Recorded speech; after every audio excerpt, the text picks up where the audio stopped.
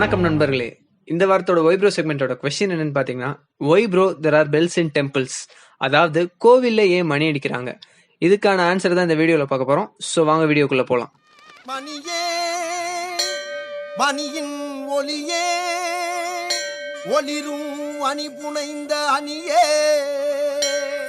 சொல்லடி அபிராமி நில்லடி முன்னா. பேர சொல்லி கூப்பிடுறது இல்லாம வாடி பொடி நான் சொல்றேன், மண்டையை உடைச்சிருவேன், ஜாக்கிரதை. அடி பாவி மவளே, கோயில்ல ஒரு பாட்டு கூட பாட முடியலப்பா.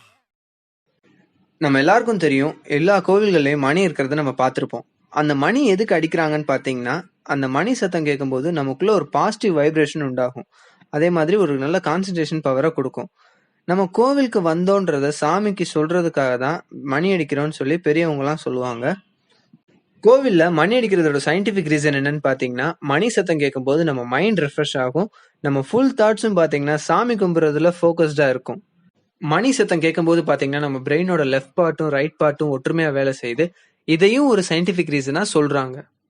கோவில்ல உள்ள மணியை எந்தெந்த மெட்டல்ஸால செஞ்சிருக்காங்கன்னு பாத்தீங்கன்னா, mixture of cadmium, copper, zinc, nickel, lead, chromium, manganese இதை வச்சுதான் நம்ம கோவில் மணிகளை செஞ்சிருக்காங்க.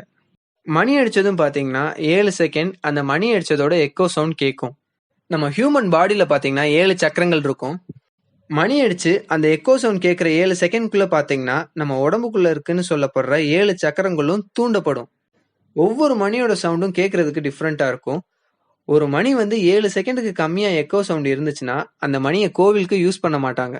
மணிலே 4 டைப் இருக்கு. அது என்னென்னு பாத்தீங்கன்னா, கோவில்ல யூஸ் பண்ற பெரிய மணி, அதாவது காண்டாமணி மற்றும் கருடமணி, கருவறை கதவுல யூஸ் பண்ற கதவு மணி, அதுக்கப்புறமா வீட்டு பூஜை அறையில பயன்படுத்துற சாதாரண மணி.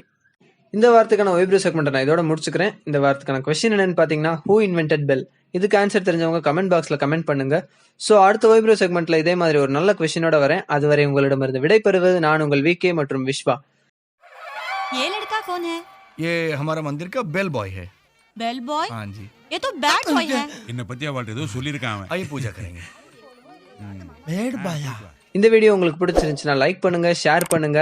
எங்க சேனல் இன்ஃபோடெக்ஸை சப்ஸ்கிரைப் பண்ணுங்க. எங்க சேனல்ல போடுற வீடியோஸோட நோட்டிபிகேஷன் வரணும்னா பெல் ஐக்கானை பிரஸ் பண்ணுங்க. நன்றி.